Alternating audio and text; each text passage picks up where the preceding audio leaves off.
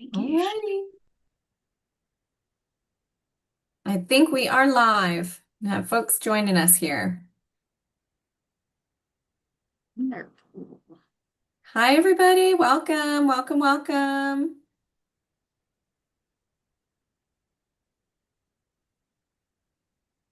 Give everybody just a second to hop in here. We see people trickling in. Wonderful. Happy Tuesday. Thanks for joining us. And we're so glad you're here. And Julia is going to kick us off. So, Julia, whenever you're ready. Yeah. Hi, everybody. It looks like we've got some returning faces or names.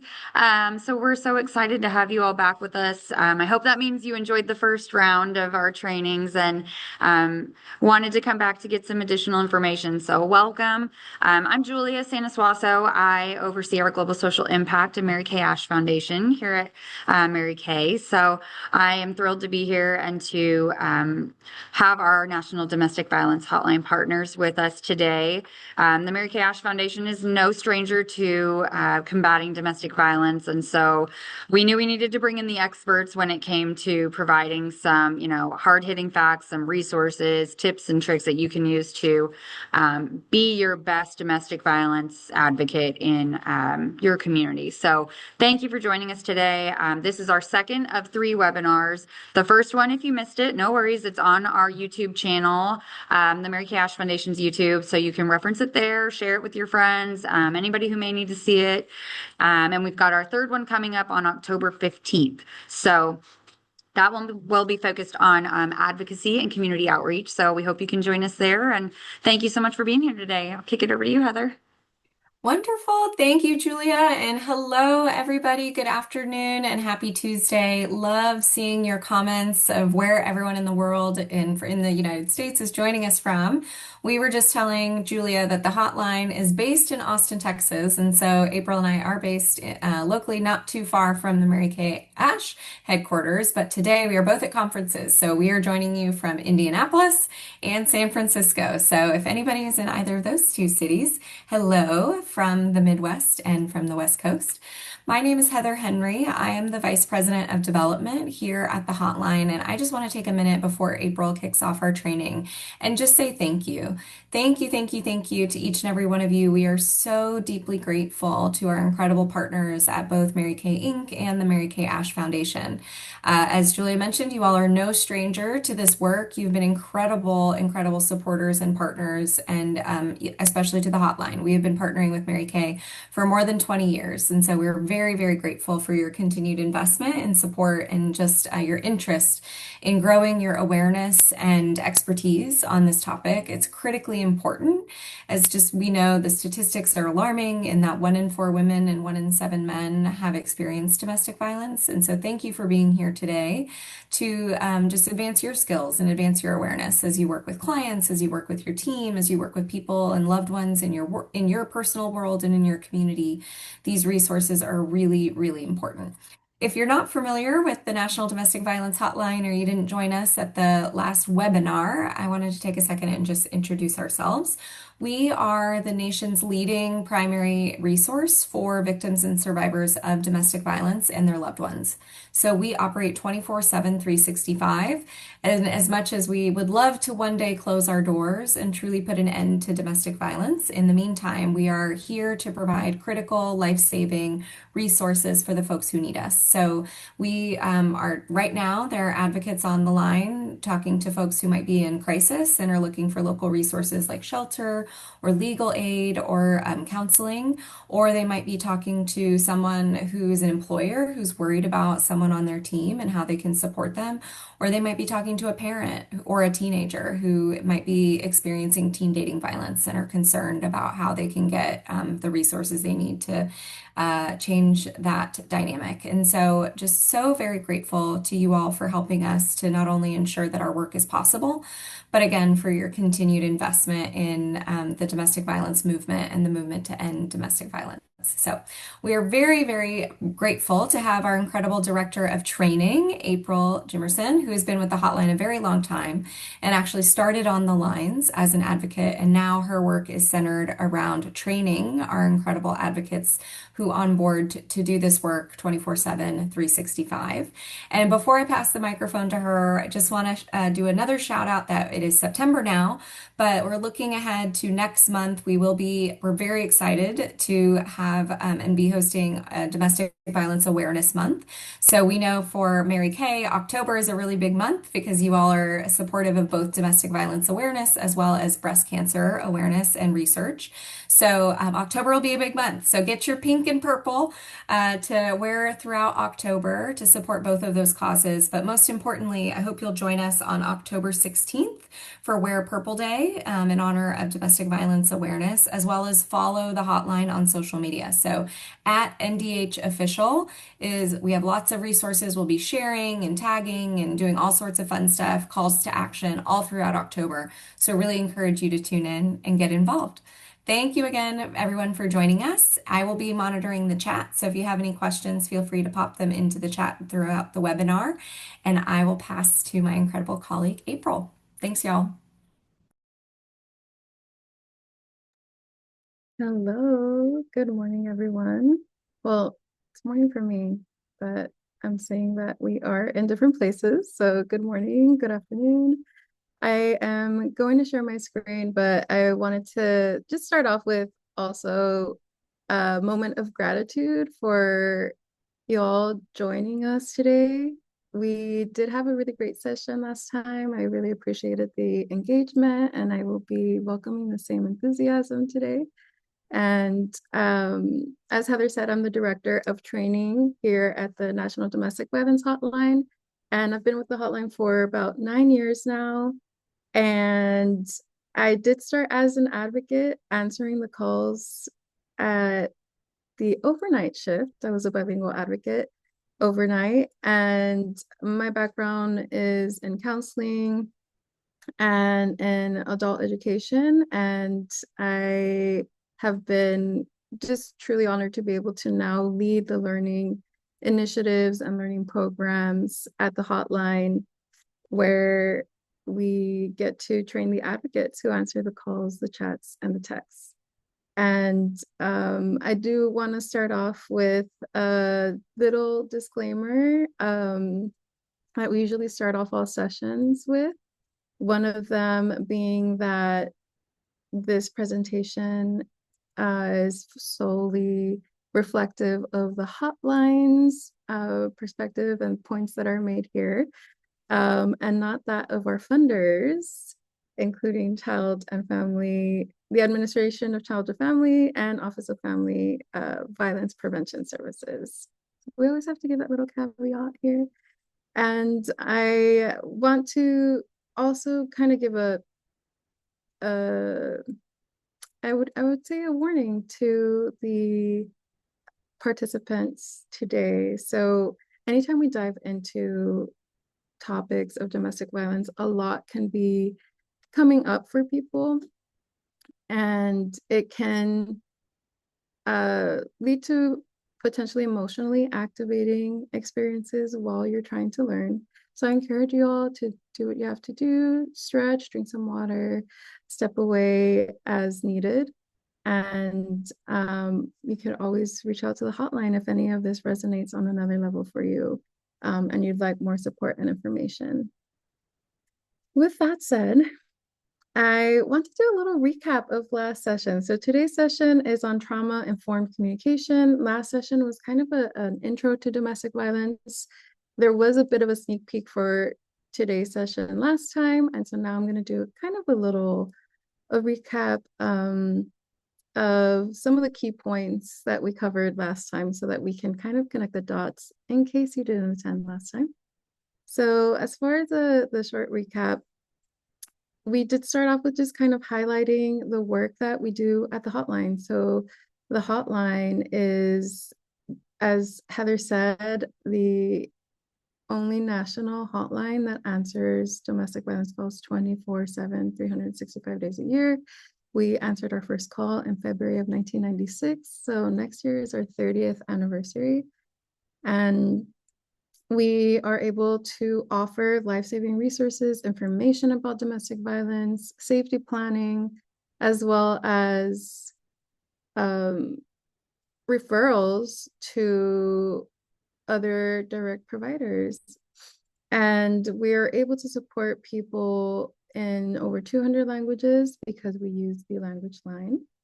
And we answer hundreds of thousands of calls a year, 400,000 calls on average per year, calls, chats, and texts. And last year in March, we answered our 7 millionth call.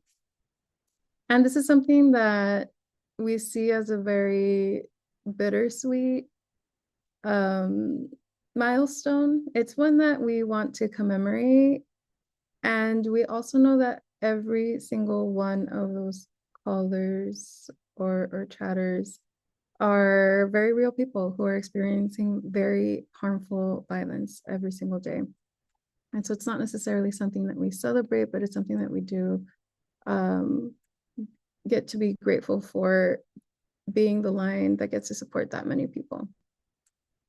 We will be sharing more details for reaching out to the hotline and some of the resources that we have available online as well at the end of the session. Another thing, as far as what we covered last time, we went over domestic violence and what it is and what the different behaviors and tactics and warning signs that there are. While I'm not going to dive deep into that, I do just want to kind of share that overall definition and the types of abuse. So domestic violence, also known as intimate partner violence, which is the type of violence that we'll be talking about today. We're specifically focusing on relationship abuse, abuse between spouses, so not necessarily general family violence or child abuse, which sometimes all fall under the umbrella of domestic violence, but we specifically focus on intimate partner violence. And the very base definition of that is that relationship abuse is a pattern of coercive or controlling behaviors used by one partner to gain or maintain power and control over another partner in an intimate relationship. And we went over kind of what those behaviors look like, the tactics, the warning signs that can lead to the types of abuse that we recognize. There are 5 types of abuse that we recognize here at the hotline, including physical abuse, emotional abuse, sexual abuse, and financial abuse, as well as digital abuse or tech facilitated abuse. These are all broad umbrellas of very, very manipulative, controlling tactics and behaviors that we'll see in abusive relationships. And so one of the last key points that I'll be kind of referring back to in this session about abuse and understanding abuse, that I want to emphasize, the first one being that it is a pattern of behaviors. It is not necessarily the same behaviors or repeated behaviors, but it's a culmination of a pattern of behaviors that are usually controlling behaviors.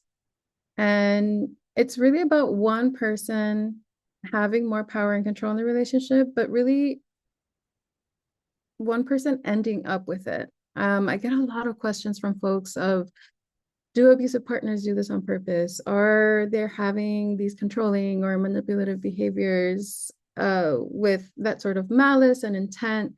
And at the end of the day, while we can't speak to why people have abusive behaviors necessarily, there's so many reasons that can be. The point is that they end up with power and control, and not necessarily that they're wanting it and aiming for it, but they are creating that environment where they end up with it. And ultimately, that means that the survivor, the victim of abuse, is severely disempowered in an abusive relationship. And so we're going to be talking about that a lot as we're thinking about trauma-informed communication in the session.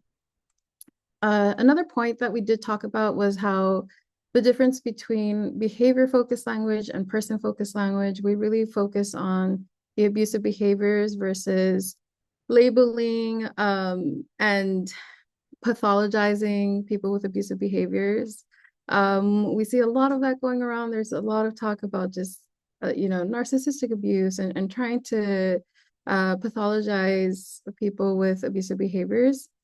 And while we, again, don't have exact reasons why people can have abusive behaviors or can be abusive toward their partners, um, we can recognize that their behaviors are abusive, right?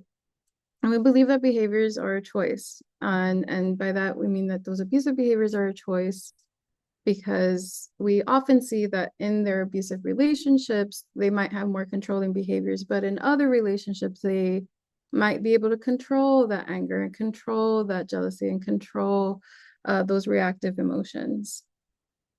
And at the hotline, we also have to acknowledge that if we believe that abuse is a choice, we also have to accept that choices can change and that it is possible for abusive partners to change their behaviors. And that's sometimes a hard pill for folks to swallow, especially if you have experienced abuse or know people who are very abusive or have very abusive behaviors, where it can feel like they can't change. And so if we're saying abuse is a choice, behaviors are a choice, choices can change. And so we have to also save that room. And so here at the hotline, we answer the call to support survivors, people who are trying to help victims of abuse, and we also support and answer the call for abusive partners as well. So we recognize that if we really want to address the root of the issue, we need to get and connect with where those behaviors are coming from and the source of that violence, and that's abusive partners. So that is kind of the gist of what we covered last time and what we'll be pulling from as we continue to talk together today. So for today's session, we will be focusing on these learning objectives, and our focus is going to be on trauma-informed principles and supportive communication. And so we're going to talk about what are those key things to consider when it comes to what survivors experience, how trauma impacts their lives, and how we can be intentional in approaching survivors when we're supporting them based off being trauma informed. We also want to talk about responding appropriately and compassionately to disclosures of abuse when someone shares they're in an abusive relationship, or when you suspect someone might be, or you might be working with someone who is. And we'll be also ending with talking about how it can be an emotional lift to support people who are in abusive relationships, and how we can take care of ourselves as we're being helpers in these situations. And then we'll talk about how you can refer individuals to appropriate resources and resources that you can share, including the hotline. So with that being said, let's dive in. We'll be starting with talking about trauma-informed communication. And when we're talking about trauma-informed communication, we want to spend some time talking about what trauma is. So I'll be asking some questions to kind of gauge the group's understanding. But my first one, and y'all can answer here in the chat, is what is trauma? Based off what you know now or so far, what is trauma?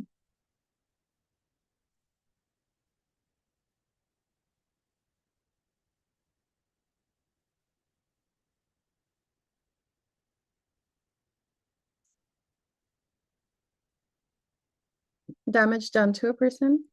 Okay, thanks a lot. Yeah, other thoughts?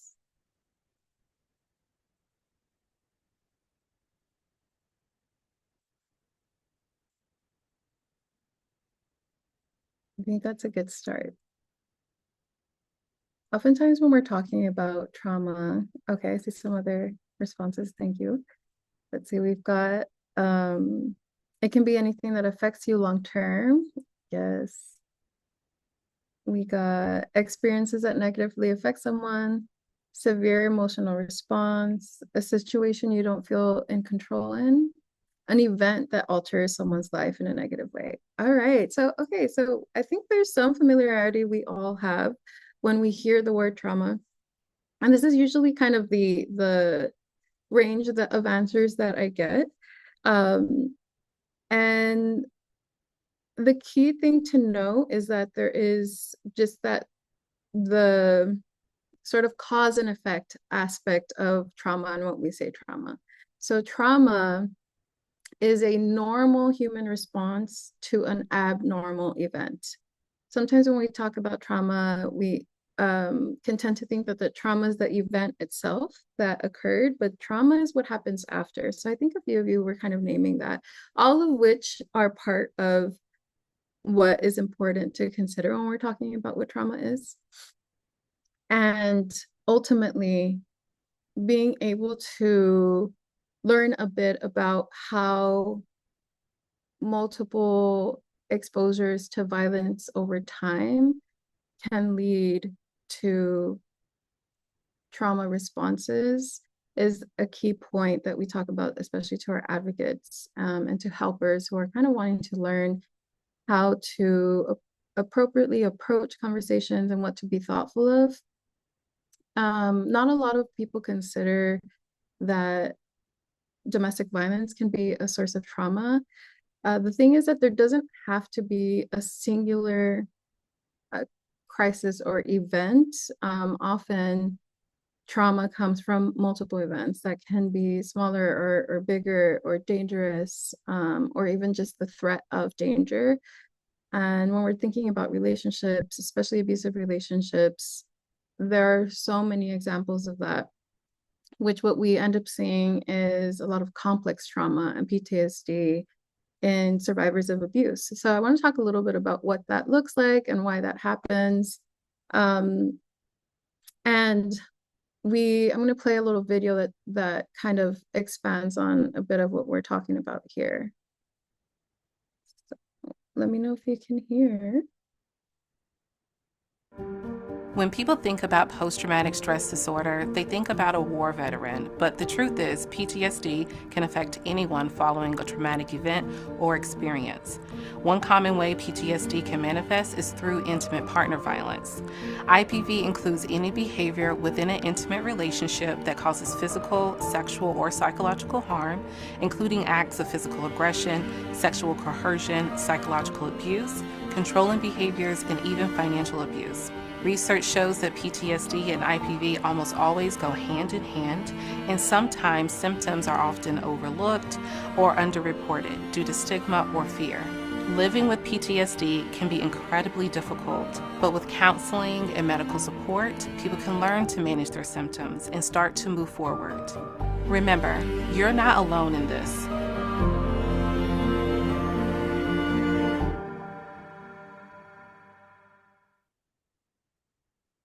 So what I appreciate about that is kind of the breakdown of the fact that there are a lot of effects of trauma on survivors. And what's always really alarming to people is when they learn that survivors of abuse experience PTSD and trauma at nearly the same rates of veterans and folks who have served in the military.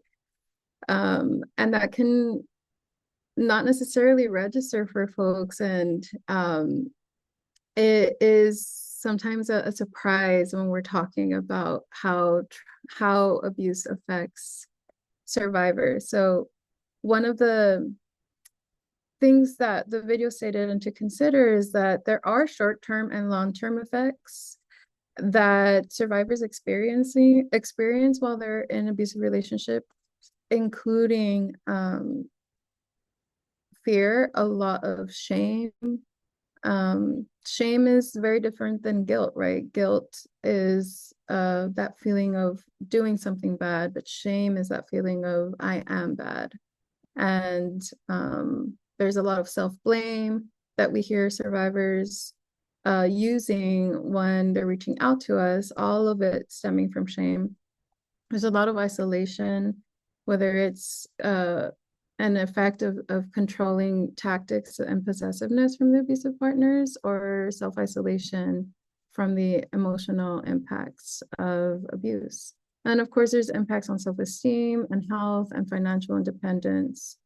So some trauma responses you might see can include withdrawal, over-explaining, defensiveness, tearfulness, assertiveness from folks who are in abusive relationships, as well as PTSD as named in the video. So a majority of survivors experience anxiety and depression and PTSD, and the rates are astronomical. If we're looking at the impacts of violence itself on survivors after being in an abusive relationship for some time. I did see other folks named kind of some of the responses that people can have to trauma. I think what can be really paralyzing for survivors is when there's confusion as to why we responded some way or why we didn't respond another way. And this kind of comes back to the trauma responses that are happening in those during those traumatic events, right? I'm sure you all have heard of some trauma responses. The base ones that we hear are fight and flight, right? So I want to kind of go over some of the trauma responses that we can see in abusive relationships, including fight, which can look like anger or irritability or hostility; flight, avoiding conflict, isolating, leaving the situation; and freeze, which not everyone thinks about all the time, but that's that paralyzing feeling, maybe slow thinking, confusion, not responding, not reacting. And then the one that is very specific to IPV situations or abusive or violent situations, we also see this in instances of sexual violence. Fawn is another response to trauma. And this can be finding ways to avoid the conflict at all costs or appeasing to the violent person. And all of these are self-protective ways to respond, none of which we can choose. And so I'm not going to dive super deep into it, but I'm going to just kind of give that high overview of kind of what is happening physiologically during that traumatic event. And as we're going over this, I want you all to think about how in an abusive relationship, this can be happening every day, multiple times a day, and throughout the weeks and months and years. So this is a sort of like base example of what a stress response to trauma is. And so there's a lot going on here, so I'm just gonna very basically explain it. But essentially, the fight response is when your body triggers a sympathetic nervous system response. So you might experience things like escalation in different processes that you can't control in your body, right? So an increased heart rate, vasoconstriction, reduced saliva flow, all of that is happening without your body necessarily, without you choosing it, but it's your body responding to a situation. And flight is when the parasympathetic nervous system is triggered. And so if you look at this, you'll see that it's actually kind of the total opposite of what the sympathetic nervous system does, right? So instead of an increased heart rate, we see a decreased heart rate. Instead of reduced saliva flow, we see stimulated saliva flow. And so the reason I'm pointing this out is because it can be really confusing sometimes when, in retrospect, a survivor or someone is wishing they had done something differently. All of this is your body's automatic response to a crisis or traumatic event. The key thing to note is that the freeze response, is that both of these responses, these nervous system responses are happening at the same time or trying to happen at the same time. So your heart rate is both trying to increase and decrease, and your cellular flow is both trying to reduce and increase as well. And that's what creates that freeze response.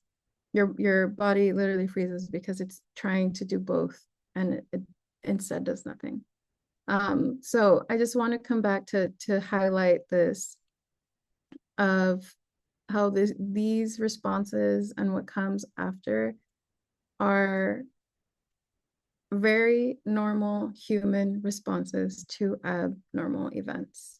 So our response in the moment and then the effects that are long term are very normal responses to, unfortunately, really abnormal events. So I want to emphasize that because we'll be talking about how we want to keep that in mind when we're speaking to survivors. And when we're talking about trauma-informed care, part of it is understanding trauma. And, for advocates, we have multiple hours on this. I did a high overview here, but I want to also talk about other things that help us be trauma-informed when we are supporting someone in an abusive relationship. And that includes our own being thoughtful and cognizant of our own biases, of our own expectations of survivors. So building on this, I want to talk about some of the sort of myths and harmful expectations that we have of survivors. So one thing to really highlight is that survivorship is not a monolith. And I think this one's a really common myth that folks might have on what they might expect from survivors or what they might expect them to do. And so we'll be talking a little bit more about those expectations in a moment. But this suggests that there's, a specific set of characteristics and behaviors and responses that survivors should exhibit to be considered legitimate or worthy of support, and that their healing process should look a certain way. And the fact of the matter is that every situation is different. Everybody's coping skills, everybody's effects of trauma and other mental health issues that can arise after being in an abusive relationship, it's different. And so the healing journey is different.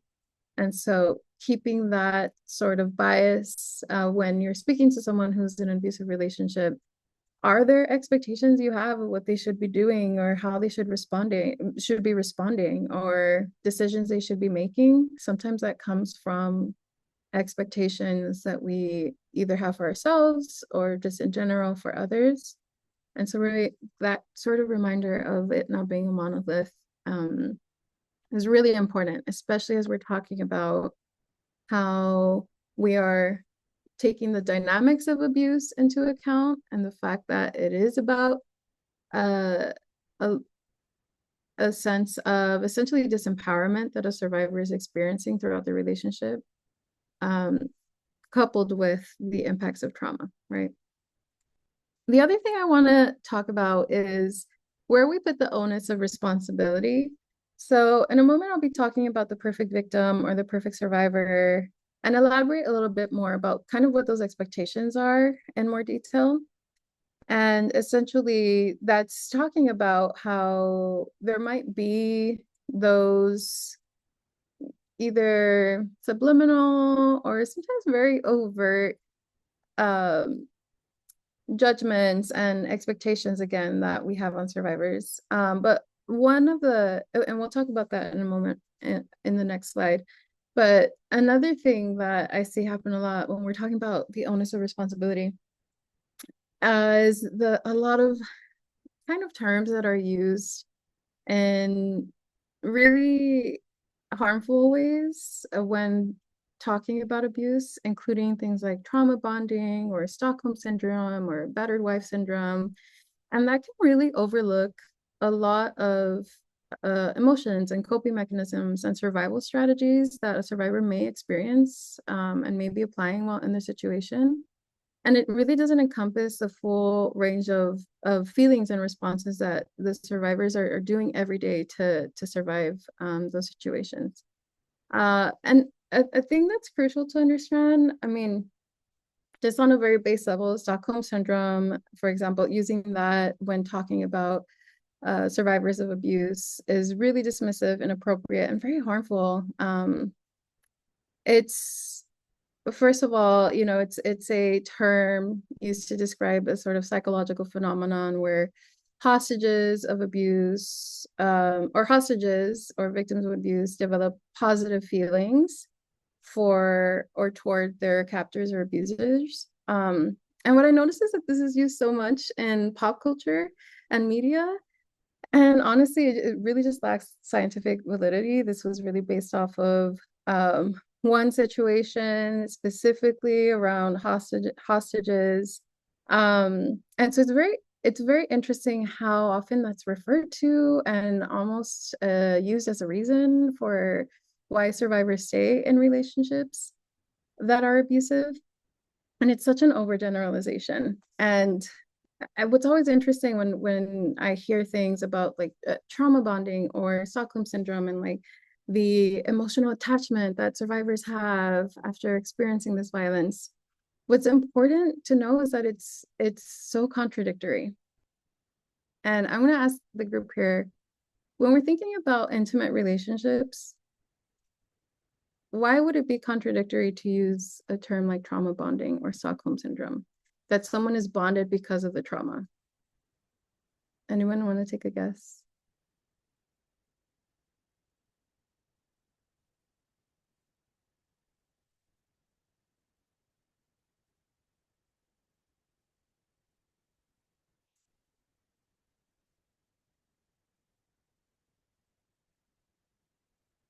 It's a comfort zone, maybe.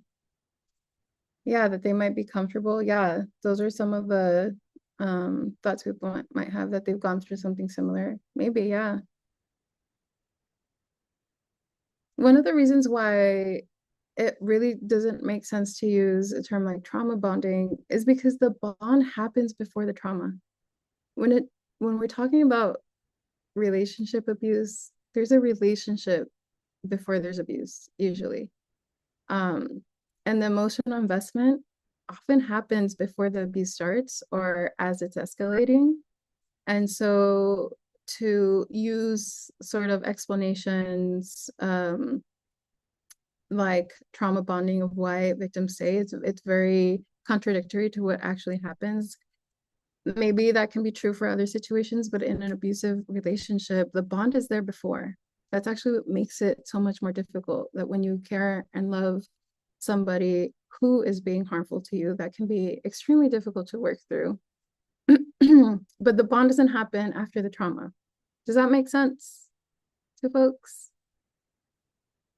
And when we're using these terms, it can be inadvertently putting the onus of responsibility on the victim as to why they stay, versus on the abusive partner as to why they have abusive behaviors or that they have abusive behaviors, right? And so being thoughtful of those assumptions that we might make can be really, really powerful, especially as we're working to become more trauma informed. So instead of relying on examples like Stockholm syndrome and trauma bonding and battered wife syndrome, all of which are kind of talking about the same thing, really thinking through like, what is the effect of abuse on someone when day in and day out they're constantly demoralized and disempowered by their partner. There may be more reasons, right? And making assumptions like this may be removing the onus of responsibility from the person who is causing harm. And we'll be talking about victim blaming in a moment, but I want to kind of just spend a little bit more time on talking about this perfect victim, because this is talking about the sort of harmful expectations that we might have biases of. When we're talking about the perfect victim, is I want you to think of either someone close to you, or maybe we can think of like pop culture events, right? Um, when celebrities, or we see big cases of abuse or alleged abuse, and the response is often, it's usually a case of not if there's violence, but if the judgment often is on if the survivor fit the mold in the appropriate way, right?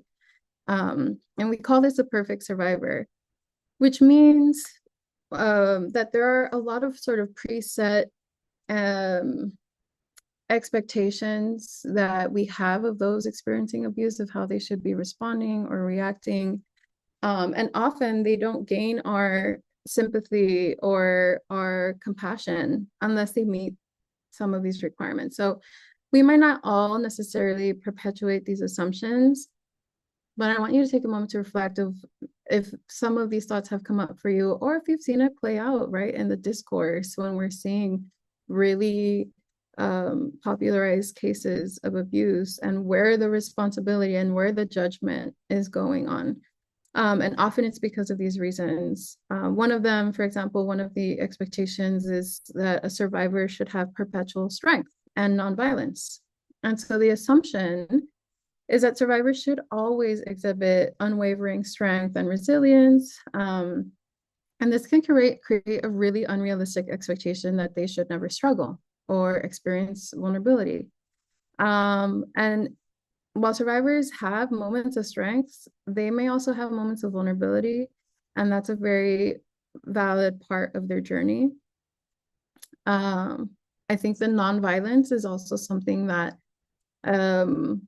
is really interesting when we see it play out, because if one of the things that we talk about in our training, we have a 4-week training for our advocates, we talk about how there is the myth of mutual abuse, right? Where there's a lot of misconceptions about how two people can be abusive in a relationship. And often that comes from when we're seeing survivors sometimes have reactive or protective responses. And if that happens, that often can essentially minimize the credibility that a survivor will have if they respond with violence, right? And so that's one of the things. They're no longer a perfect survivor. They no longer have the sort of credibility and compassion as easily from people. Another one to consider is immediate recovery. The expectation for survivors to move quickly, to move on from a situation can be really important, to self-reflect on if we're having those expectations of survivors. If they're too stoic, that could be an issue. If they're too independent, that could be an issue. We have to remember that there's not one size fits all for coping. And we also sometimes expect survivors to forgive and forget, right? And to have very specific ways to move on.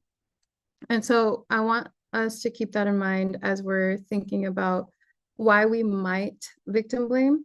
So I kind of want to wrap up this big segment thinking of what that means when we're victim blaming, where often this is coming from and resulting of like these biases of the perfect survivor. And so this means that we might hold the survivor responsible for the abuse they're experiencing or for staying in abusive relationships. And this comes from that sort of just world fallacy of believing that the world is just and that if we act right, nothing bad will happen. Sometimes the responsibility again is placed on survivors. But we need to remember that sometimes survivors themselves are criminalized while trying to keep themselves safe. A lot of states still have a dual arrest happening where if you call for support, if there is domestic violence occurring, they arrest both people. And sometimes even when we're trying to get support, the responses are never or not always caring, or compassionate. So we want to challenge that victim blaming. And part of that is when we're thinking about how we want to respond with care and compassion, which is the part we'll be focusing on in this next segment, is what it means to provide that support and where that stems from. And so when we're wanting to challenge victim blaming and challenge the concepts of a perfect survivor, we want to think about support beyond leaving, right? So I want to ask here, what are some of the reasons that survivors stay in abusive relationships? If you have to think of reasons why might survivors stay in abusive relationships, they're threatened, says Tina.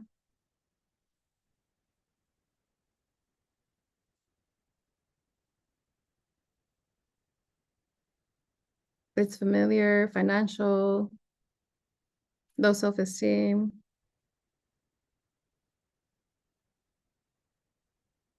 They're scared, they can't be on their own. False love. Yeah, it's gradual, no outside support. Yeah, there are so many reasons. That is the point, right?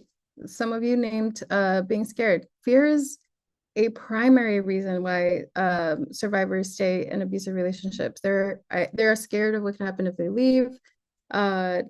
Leaving is actually the most dangerous time. We see the most violence and the most harmful escalation happen when someone's trying to leave. So that fear is not unfounded, right?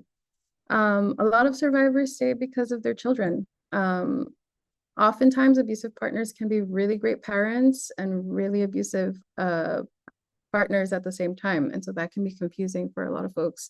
But sometimes even the stability financially for the children can be a driving force. There's so many reasons just related to children alone. Someone here in the chat said lack of resources and support. Absolutely. That's a huge part of what we hear survivors call about. There may be that fear of that feeling of shame and guilt, or that dependence on their partner, right? We see a lot of that happen in abusive relationships. And someone named it here.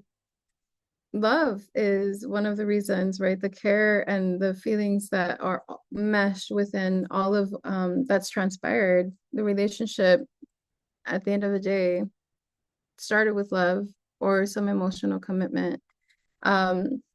So you couple all of that, there's so many reasons why survivors stay, right? So we want to talk about how we can respond appropriately and compassionately. And that starts with taking all of this in mind and focusing our approach on what we call being survivor-centered.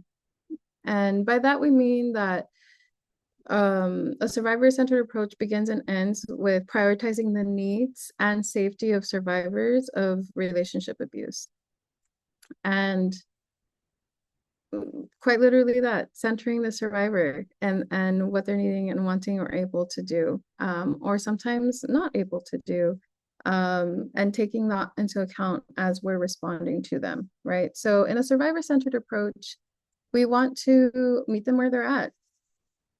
Again, we were talking about how there's not one journey, remembering that change is not linear and the process takes time. When we talk and train our advocates, when we're centering the survivors, that means centering their needs, not our expectations of them, right? Centering what they feel they can do next and not what we think they should be doing next. And one of the things that we say is don't should all over people. And if I caught your attention, I said should all over people by telling them what they should be doing, what you think they should have done, and really meaning avoid directive language. And we instead want to promote self-determination. What are they ready to do? What are they wanting or willing to do? Or sometimes just what are they able to do? And validate their needs and their concerns and experiences as we're responding to them. And so empowerment-based language is a big aspect of that, asking open-ended questions of really centering and trying to find out what they're needing. So, how are you feeling about the situation? What have you tried before? What would you like to see happen? Sometimes making a simple statement such as, you don't need to make any decisions you're not ready for, and I respect whatever you decide, right?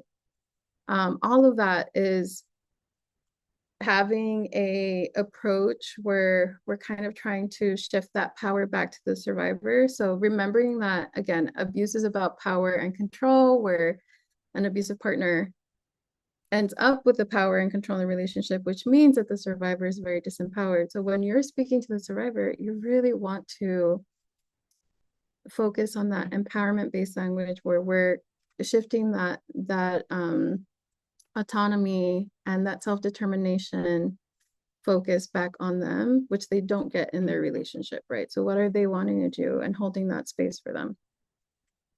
Of course, we can share knowledge with them.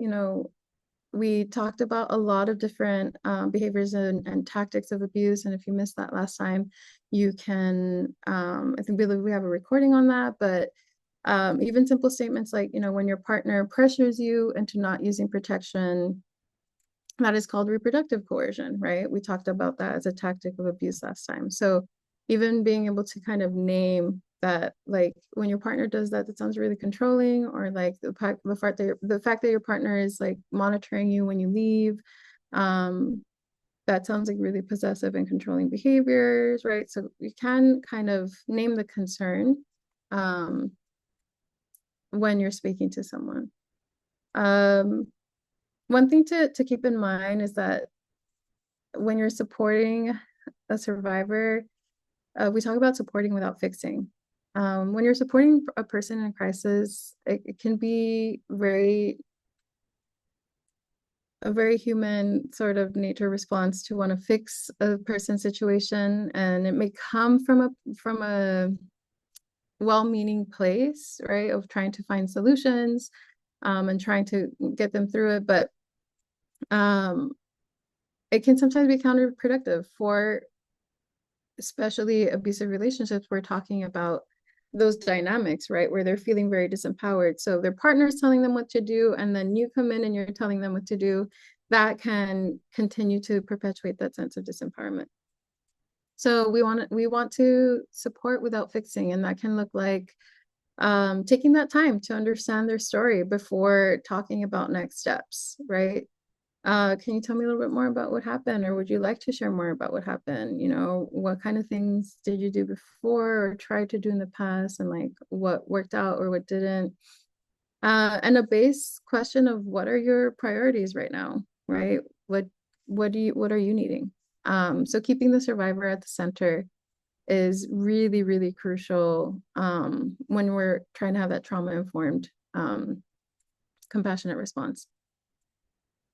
So questions like, what options are you thinking about trying? Or like, what would you, again, like to see happen? Or what kind of support would be most helpful?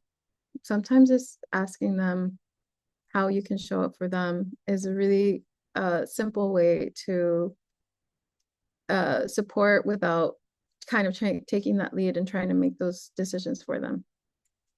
And then, of course, you can offer support or share resources, which we'll give a few more examples in a moment, but saying things, like there may be some resources available to assist you, whether it's medical help or counseling or finding a safe place to stay. Your safety is a priority, and there are some resources that can help you. So to kind of like summarize some of the do's and don'ts, I want to highlight some non-survivor centered responses. So things that we want to avoid saying. So again, telling the survivor what to do, right? Like, can't you just go to a shelter, or you should leave the relationship, or just leave your belongings, leave everything. Nothing matters but your safety. All of that can come from a very well-intentioned space. But again, that can continue that disempowerment that the survivor is already experiencing. Remember, they're already being told what to do by their partner. We don't need to add on to that. Judging the survivor's choices or bad-mouthing the abusive partner. So saying things like, if they hurt you, why would you go back to them? That's, again, not taking that trauma-informed approach and putting that whole responsibility on the survivor versus this is a direct response of what it can be like to be in an abusive relationship. Things like judgments like you're hurting your kids by staying, right? Trying to guilt them or shame them. Or bad-mouthing the abusive partner, saying something like only a monster would treat someone like that. We've really encouraged refraining from passing judgments on the abusive partner because that can be really isolating for the survivor if they're still in the relationship. And even after, it can lead to a lot of self-blame, which again, the responsibility is not the survivors to hold. And when we have that kind of language, we're removing it from the abusive partner. But those judgments can be very isolating because the shame and guilt that comes from that can be really difficult, right? And I think we've all been in situations, it doesn't have to be abusive relationships where we might pass judgment. I don't know if it's happened to y'all before, but like when a friend of yours maybe like broke up with their partner and having those moments of like, oh my gosh, yeah, that guy was this or that. And then the next week they're back together, right? And there's always this sort of like awkward, now they know what I'm thinking, or now that like there might be some distance that's created because there's that just underlying layer of judgment and critique and shame and guilt that can come and fester from that, right? So it's not very conducive. We refrain from and strongly discourage that language. And then, of course, forcing the survivor to make choices they're not ready for. So giving ultimatums, we strongly discourage. So saying things like, if you don't call the police, then I will, or if you don't call CPS, then I will, or I'm going to cut you off unless you end the relationship. All of those are very, very, very harmful. So again, to kind of summarize the difference between appropriate and supportive responses, what we do want to focus on is giving them that space and permission to share, right? If you feel like you can hold that with them, you can invite them to share. And then if they do share, believe them, right? And validate their feelings. And you can express care and you can express concern about what they're sharing. And you can do that while maintaining that neutrality. Really want to emphasize that, and suspending that judgment. Now, I'm not saying that you can't have judgments. We all do, right? About everyone all the time. But really working to suspend it can be really supportive when you're, again, trying to have that sort of trauma-informed response and care for someone who's in an abusive relationship. And some of the don'ts, don't press for details they may not be ready to share. Sometimes you might be the first person that they're sharing something with, but they may not want to share all the details. Don't offer solutions, especially more taking their lead is the approach that we want to have. We don't want to impose our expectations or make promises that we can't keep if we're trying to support them, right? It can be very easy to encourage someone to leave, but then not be a source of support when they're actually taking that step. And that can be really disorienting for a survivor. Being aware of our tone, right? Not having a dismissive tone when you're responding to them or when they're not doing something that you were hoping they'd do. So being mindful of our facial expressions can be really, really important. But I do want to highlight some of the things that you can say and some of the ways that these responses can be compassionate. So I shared this last time, but I wanted to just kind of tag this again, saying things like, I believe you. I'm sorry this is happening to you. Or thank you for sharing this. Or I don't even know what to say right now. I'm just really glad that you told me.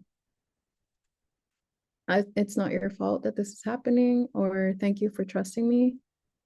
These are very, very base responses that you can use at any point when someone has shared what they're experiencing, and really reflect that sort of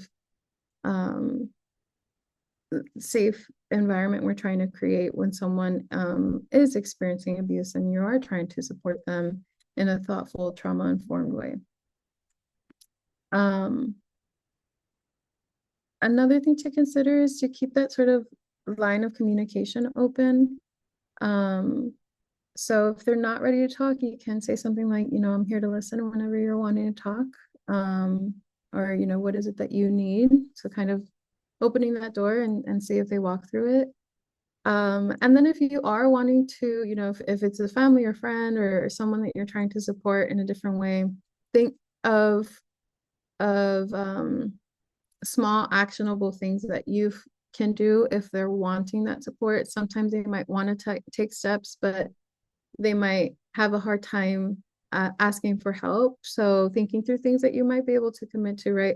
If you know someone who is trying to leave an abusive relationship or is trying to get some support, or at least reduce the isolation they're experiencing. So things like, I can make you dinner once a week as you navigate this, or I can store some of your personal items in the garage, right? Especially if someone is having a long-term plan for leaving, getting their things out safely is a huge reason why it can take some time. So that can be a really helpful suggestion, or offering them to give them a ride to a shelter if they name that's what they want to do, offering them to watch their kids if they're having to, meet with a legal advocate or things like that. I can give you a ride to work if they're kind of struggling with what the steps might be if they do leave, um, or if they're just needing that company and support.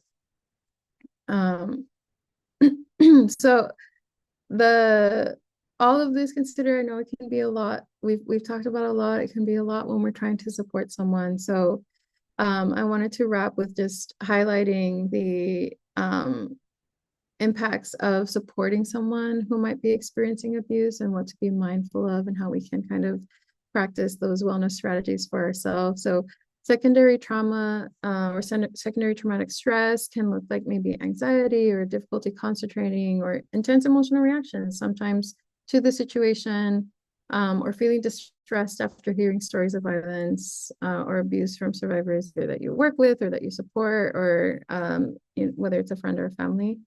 So it can be hard, and dealing with that can be confusing, right? So we want to be thoughtful of what that can look like for ourselves so that we can think through like wellness strategies or self-care strategies we might need for ourselves. So asking ourselves, what signs are recognized within myself if I am feeling activated or triggered, right? Or what might that look like if I'm trying to support someone, but I'm starting to feel triggered, like what's happening in my body?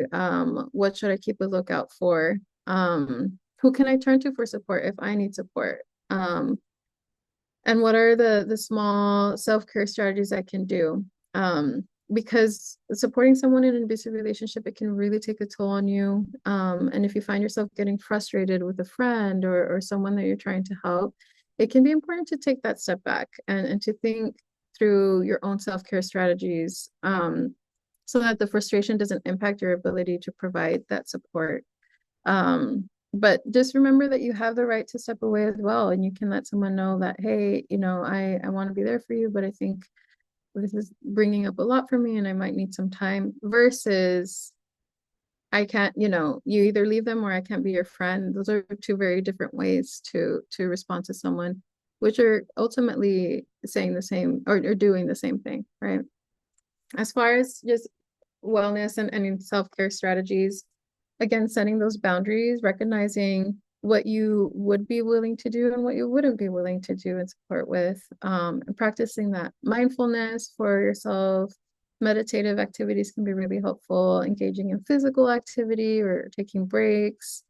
Practicing self-compassion, there's some really great literature on that can be really helpful if we're wanting to build those self-care strategies. Engaging in hobbies, connecting with others, unplugging from technology, practicing gratitude, or seeking support from others can be really, really important, or supportive for our own self-care.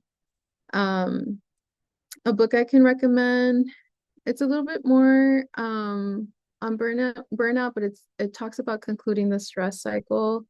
And I believe that's what it's called, Burnout, Concluding the Stress Cycle. It has really great information on how we can respond to stressful situations to kind of tell our bodies like, we're safe, we're not the ones in danger. What can we do to bring ourselves back down, to communicate to our bodies that the stress cycle is over, or that we're working to conclude that stress cycle.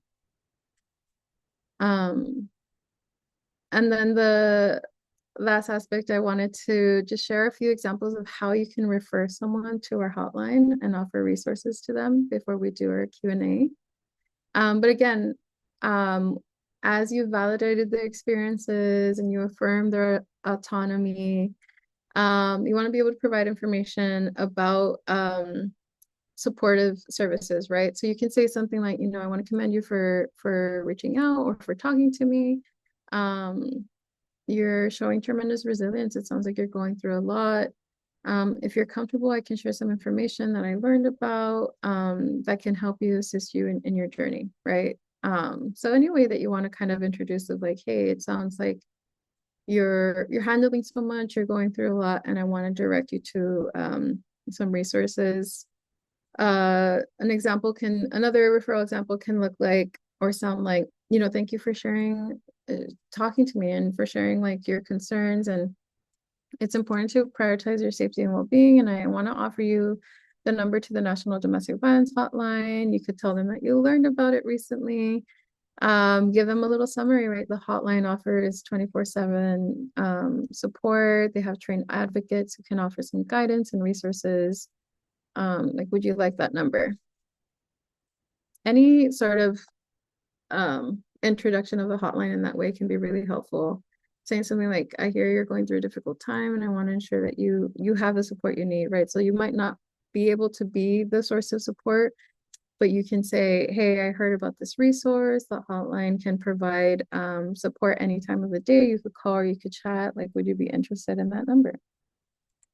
And then you share our number. So our number is 1-800-799-SAFE or 7233. But folks can also text that number or go to the hotline.org if they want to chat.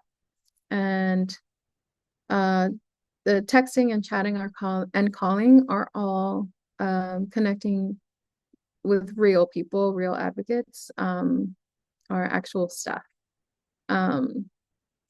So I wanted to leave that. We also have Love is Respect as a resource, which is our sister sort of project of the hotline that focuses a little bit more on like teen dating violence. They do have the National Teen Dating Abuse Helpline as well, where they can have their calls answered or their chats answered as well.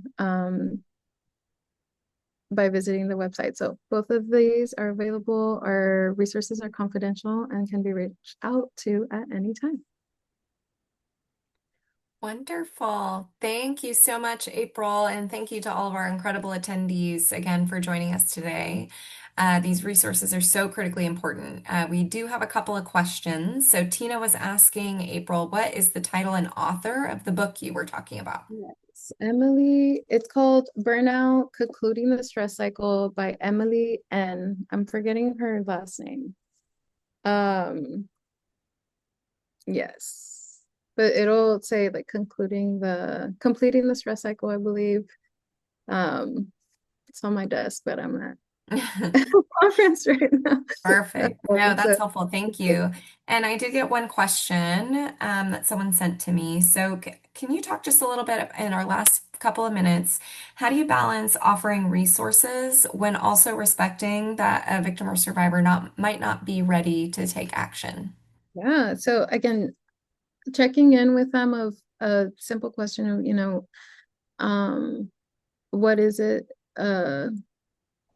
that you're wanting support with, or are you interested in getting some support? And asking a more general, like sort of temperature check can be a really great way. Oh, I see Julia. Yes, that's exactly the book. Thank you for finding it. But yeah, asking that, sort of doing a temperature check of like, what is it that they're actually wanting to do, right? So again, I spent a lot of time for a reason talking about the sort of misconceptions and the importance of the impacts of trauma, because as we're responding to them, we're really trying to be aware of our own biases and expectations. So instead of assuming that they're ready to take a specific step, follow their lead, asking them what they've been considering, right? Like, are you feeling like you're wanting any support? Or is there something that you're wanting to do, or what are you like hoping will happen, or like how can I best support you, right? So asking any of those questions are more open, um, and really listening, that sort of active listening of sometimes they might say, well, I want to leave, and then you might hear someone kind of discuss all the obstacles and challenges, then that can clue you into, well, they might want to be taking a step. There are a lot of obstacles and a lot less options sometimes when they're wanting to do that. And so it's not just what they say, as far as like what they're wanting to do, but taking the full story of what they're able to do, is really important. So, and sometimes if you're not sure, you can directly ask them, right? I heard about a resource at work, or while I was at work, and they specifically like support people who are what sounds like in your situation. Like, would you be interested in a resource for those who are experiencing like relationship abuse? And that, that's enough.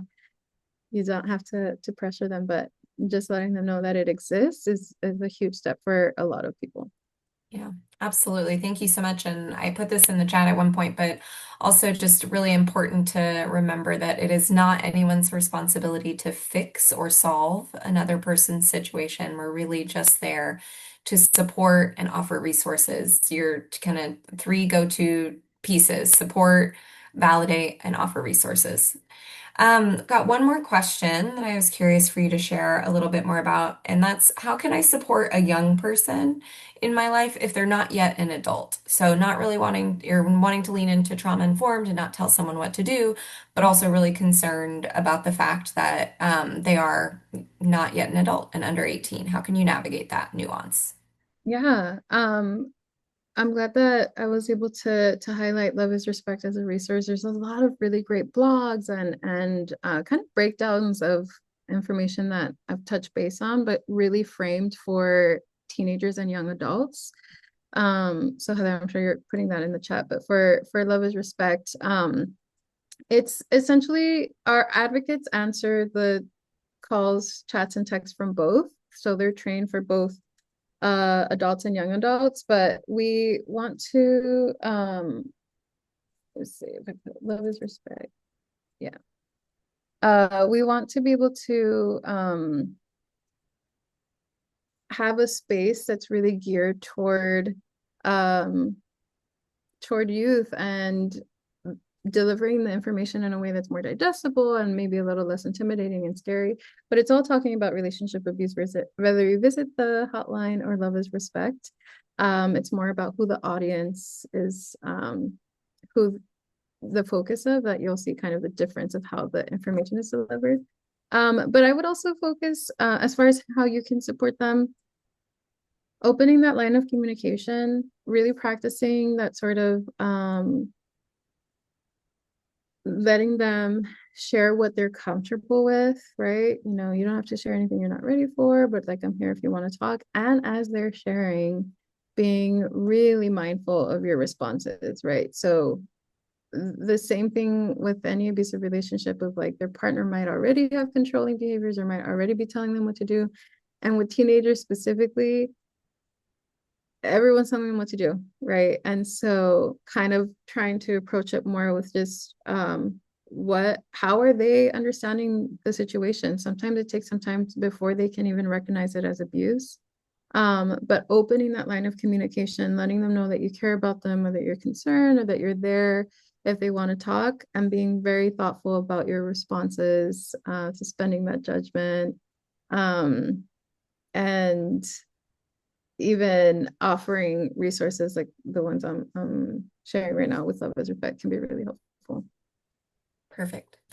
Thank you so much. And we are at time. That flew by, an hour and 15 minutes. But just thank you, everyone. Again, our incredible partners at Mary Kay and the Mary Kay Ash Foundation. We are so very grateful. We hope that today's session was really helpful to you, whether you attended live or are listening to this webinar on your commute or wherever you're headed. But thank you again.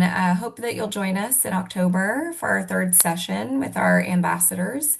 And if there's anything at all that we at the hotline can do to support you, please reach out and visit thehotline.org. Call, chat, or text and reach or find those resources. We're really very grateful. It is 12:15 Central, and so we'll be ending the webinar there. But thank you again, and thank you, April. And we're so grateful for all of you from here at the hotline. Yes, thank you, Heather. And if you need any support, I just have this on our website. You can call, chat, or text. The information is there. And also going to the Get Help tab up here is really sort of the central zone for our accessing our resources and our actual database of resources here as well. So I just wanted to highlight that for everyone here. Thank you all so much. Thank you all. Have a wonderful rest of your day. Thanks so much.